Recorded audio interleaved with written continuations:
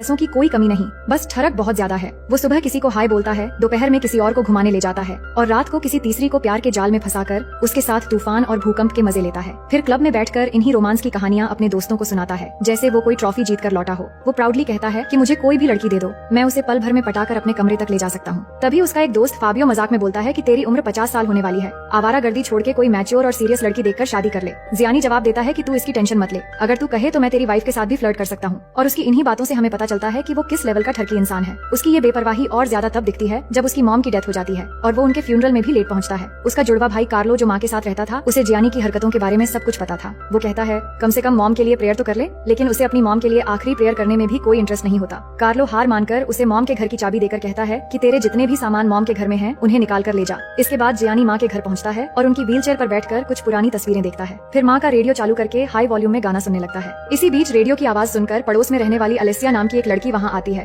और जियानी को व्हीलचेयर पर बैठा देखकर उसे हैंडीकैप समझ लेती है। जियानी उसे देखकर थोड़ा चौंकता है तो अलेसिया कहती है मैं पड़ोस में रहती हूँ और रेडियो की आवाज सुनकर देखने चली आई। वैसे मैं तुम्हारे जैसे लोगों की मदद करने का काम करती हूँ जो फिजिकली हैंडीकैप हैं। जियानी समझ जाता है कि वो उसे हैंडीकैप समझ रही है, पर अलेसिया इतनी ज्यादा खूबसूरत होती है कि जियानी तुरंत एक्टिंग शुरू कर देता है। उससे हमदर्दी पाने के लिए कहता है कि मेरी माँ का देहांत हो गया और मुझे उनकी बहुत याद आती है, इसलिए कभी कभी उन्हें याद करने यहाँ चला आता हूँ। उसकी मासूमियत देखकर अलेसिया के दिल में उसके लिए हमदर्दी बढ़ने लगती है और कहती है कि मैं पास में ही रहती हूँ, अगर कभी भी कोई मदद चाहिए हो तो बस डोर बेल बजा देना। लेकिन जियानी तो अंदर से एक नंबर का ठरकी इंसान है। अलेसिया से बातें तो बड़ी मासूमियत से करता है, मगर उसकी नजरें कुछ ज्यादा ही शरारती थी। फिर उसके जाते ही जियानी अपने असली रूप में आकर खुश होने लगता है कि अलेसिया तो कमाल की खूबसूरत है और अब उसे एक नया मौका मिल गया है। लेकिन भले ही जियानी का कैरेक्टर ढीला है, मगर उसका बिजनेस काफी बड़ा था। वो हाई स्पीड नाम की एक सक्सेसफुल शू कंपनी का ओनर था, पर उसकी बेपरवाही और ओवर कॉन्फिडेंस वाला एटीट्यूड ऑफिस में भी साफ दिखता है। एक कॉर्पोरेट मीटिंग के दौरान कंपनी की इंटर्न जूलिया कहती है कि हमें डिसेबल्ड लोगों के लिए शूज डिजाइन करने चाहिए और ये नया मार्केट ओपन करेगा। लेकिन जियानी को ये इनोवेशन पसंद नहीं आता। एक लड़की उसे आइडिया दे, ये उसकी ईगो पर लग जाता है और वो गुस्से में जूलिया को उसी वक्त निकाल देता है। जियानी का असली पैशन ही था हर बार एक नई लड़की के साथ नजदीकियां बढ़ाना।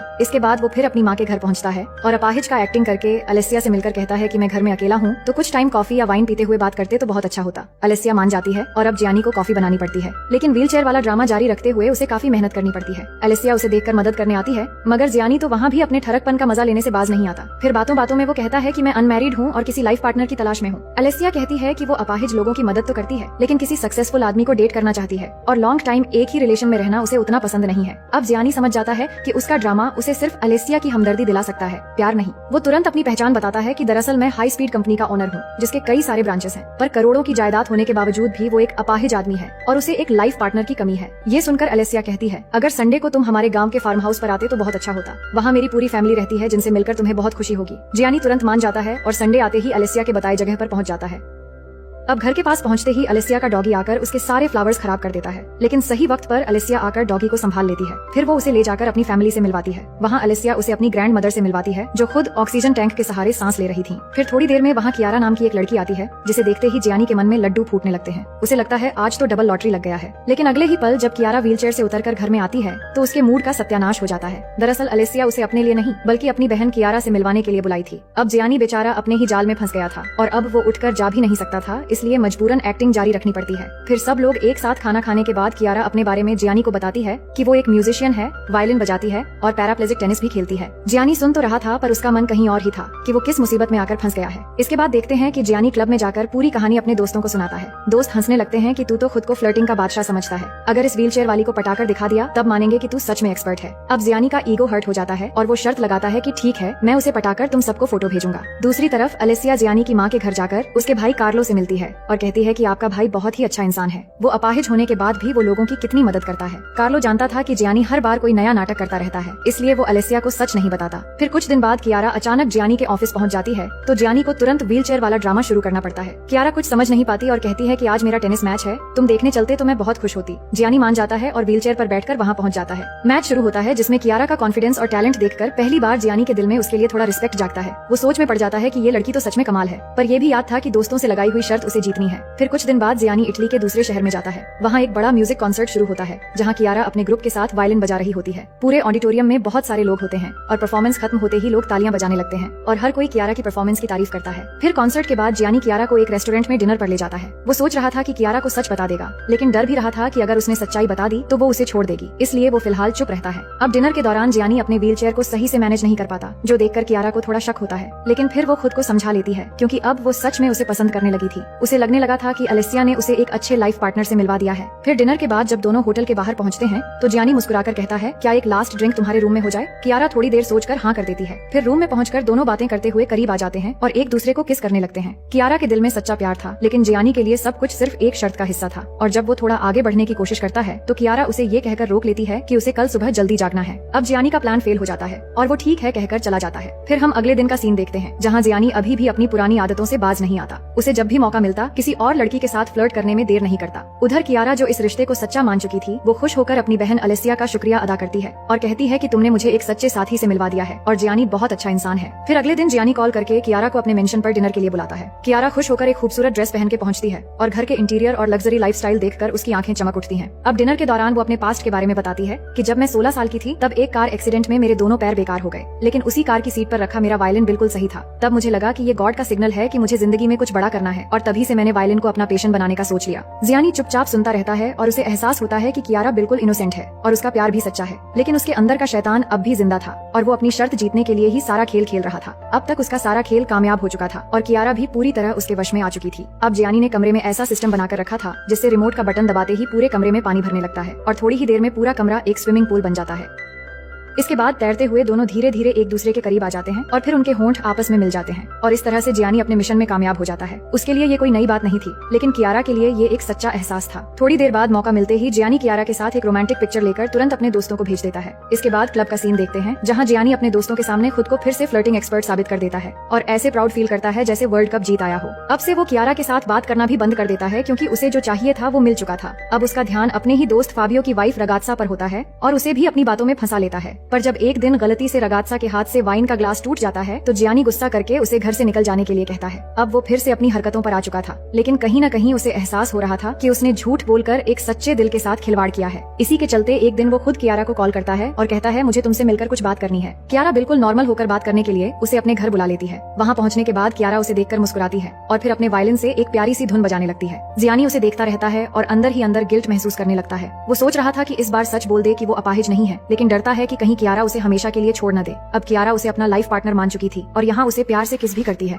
जियानी का दिल भी अब उसी की तरफ झुकने लगा था, पर उसका ये झूठ ज्यादा दिन छुपने वाला नहीं था और इसी के चलते एक दिन जियानी का भाई कार्लो एक गुलदस्ता हाथ में लिए अलेसिया के घर जाता है और उसे अपने भाई के बारे में सारी सच्चाई बता देता है। ये सुनते ही अलेसिया गुस्से में जियानी के पास पहुँचती है और एक जोरदार थप्पड़ मार देती है और कहती है, तुम्हारे जैसे बकवास आदमी मैंने जिंदगी में नहीं देखा। तुम्हारे बारे में सब कुछ मुझे पता चल चुका है। अब तुम मेरी बहन से जाकर माफी मांगोगे। इतना कहकर वो गुस्से में जाने लगती है तो जियानी उसके पीछे जाकर समझाने की कोशिश करता है कि मैं सच में कियारा से प्यार करने लगा हूँ, लेकिन सच्चाई बताने से डर रहा हूँ कि शायद वो मुझसे हमेशा के लिए दूर न हो जाए। अलेसिया कहती है कि ऐसी बात है तो तुम खुद जाकर बात करो, पर तुमने जो किया उसके लिए याद रखना कि अपाहिज मेरी बहन नहीं बल्कि तुम और तुम्हारी घटिया कैरेक्टर है। ये कहकर वो चली जाती है और जियानी के दिल पर ये बात लग जाती है। उसे एहसास होता है कि एक सच्चे प्यार के साथ झूठा खेल खेलकर उसने सही नहीं किया। अब कहानी यहाँ से एक नया मोड़ लेती है, जहाँ अब जियानी अपने डैड के पास पहुँचता है और हैरानी की बात ये थी कि किसी जमाने में जियानी जैसा उसका बाप भी हुआ करता था। मतलब जियानी के डैड भी पूरी जिंदगी बस औरतों और लड़कियों से फ्लर्ट करने के ही मास्टर रहे और उसी आदत ने उन्हें इतना बिगाड़ दिया कि आखिर में अपनी ही बीवी को अकेला छोड़ गए। लेकिन जब जियानी उनसे अपनी प्रॉब्लम बताता है तो उसके डैड एकदम सीरियस होकर कहते हैं कि मेरी जिंदगी की सबसे बड़ी गलती तुम्हारी माँ को छोड़ना था। अगर कभी किसी लड़की का सच्चा प्यार मिले तो किसी भी हाल में उसे खोने मत देना, क्योंकि सच्चा प्यार हर किसी के नसीब में नहीं होता। इसी दौरान वहाँ पर एक अनाउंसमेंट होती है कि शहर के कैथोलिक चर्च पर एक स्पेशल टूर जा रहा है, जहाँ की होली वाटर कई लोगों की डिसेबिलिटीज को ठीक कर देती है। ये सुनकर जियानी को एक आइडिया आता है कि वो भी उसी चर्च में जाएगा और कियारा समझेगी कि होली वाटर के मिरेकल से सब कुछ ठीक हो गया। इसके बाद वो कॉल करके कियारा से कहता है, क्या तुम कल मेरे साथ चर्च चलोगी, जहाँ बहुत सारे डिसेबल्ड लोग जा रहे हैं। कियारा बिना सोचे समझे हाँ कह देती है, पर अलेसिया उसको रोकने की कोशिश करती है कि वो आदमी तुम्हारे लिए सही नहीं है। लेकिन कियारा कहती है कि मैं शुरू से जानती थी कि जियानी कोई अपाहिज नहीं है, पर मैंने उसके अंदर एक सच्चाई महसूस की और मुझे उसी चीज की तलाश है। मुझे यकीन है कि वो मेरे सच्चे प्यार को समझकर एक दिन खुद को बदल लेगा। अलेसिया पूछती है, अगर किसी दिन वो तुम्हें सच बता दे तो क्या करोगी? कियारा जवाब देती है, उस दिन मैं उसे हमेशा के लिए गुड बाय बोल दूंगी।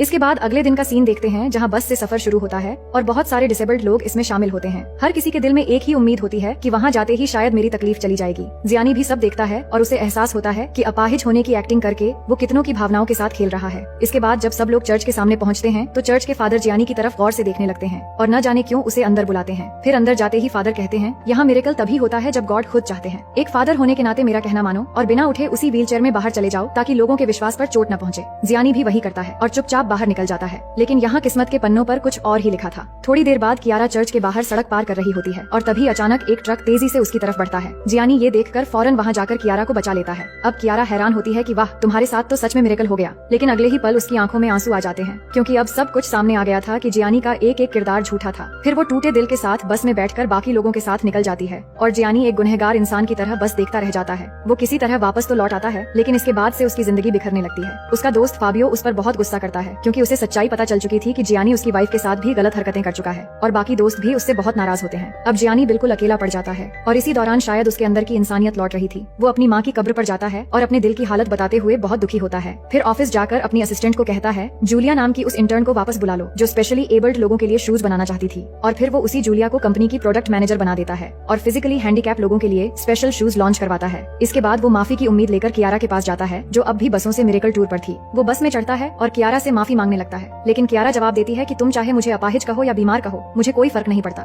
मैं जैसे भी हूँ खुद के लिए काफी हूँ और मेरी जिंदगी में तुम्हारे जैसे बनावटी इंसान की कोई जरूरत नहीं है। ये सुनकर जियानी चुपचाप वहाँ से चला आता है, क्योंकि अब सब कुछ खत्म हो चुका था। अब उसे खुद से ही नफरत होने लगी थी और हर वक्त उसे बस कियारा की यादें आती थीं। फिर एक दिन जॉगिंग करते हुए अचानक वो थककर घुटनों के बल गिर जाता है और उसकी सांसें फूलने लगती हैं। तभी उसके सामने कियारा आती है और मुस्कुराते हुए अपना हाथ बढ़ाकर उसे उठाने में मदद करती है। उस पल जियानी समझ जाता है कि इंसान की जिंदगी में एक सच्चे प्यार और इमोशंस का एहसास होना कितना जरूरी है और ये उसके लिए एक इम्तिहान था, जिससे अब वो खुद को एक जिंदा दिल और सच्चा इंसान महसूस कर पा रहा था। अब जियानी और कियारा एक दूसरे के लिए परफेक्ट और सच्चे साथी बन जाते हैं, क्योंकि सच्ची मोहब्बत ने एक स्वार्थी आदमी को अब एक सही इंसान बना दिया था। अब कहानी के आखिर में हम देखते हैं कि जियानी और कियारा शादी करने वाले हैं और खुशी के मारे जियानी कियारा को अपनी बाहों में उठाकर डांस करने लगता है और इसी सीन के साथ ये कहानी यहीं पर खत्म हो जाती है।